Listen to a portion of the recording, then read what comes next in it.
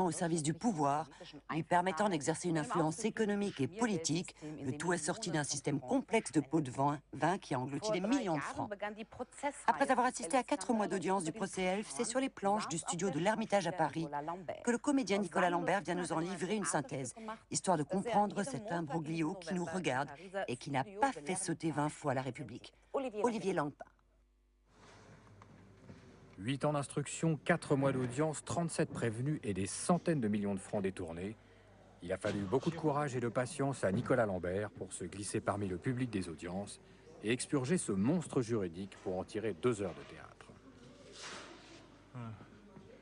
Quant à la balance, j'ai beau faire, mais elle penche à droite, je sais pas pourquoi.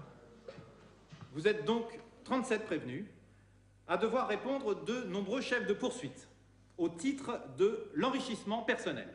Entre le théâtre et la justice, il y a des accointances.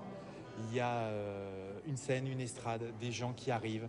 Il y a des audiences qui ressemblent étonnamment à des scènes. Est-ce que toutes les opérations donnaient lieu à des versements de fonds occultes? Il me semble que vous le savez mieux que moi, c'est la raison de ma présence ici. On rigole au tribunal parce que ces gens-là ont de l'humour. Et il n'y a pas de raison qu'il n'en ait pas. Et quand ils sont mis face à leurs contradictions et que le juge sait, avec le président du tribunal savait, mais vraiment avec finesse, dire aux gens qu'ils étaient en train d'essayer de se foutre de sa gueule. Avez-vous agi de votre propre initiative ou sur instruction? Les dialogues sont authentiques, mais on a parfois du mal à le croire, tant les accusés pris la main dans le sac font preuve d'une incroyable mauvaise foi pour esquiver les questions du tribunal.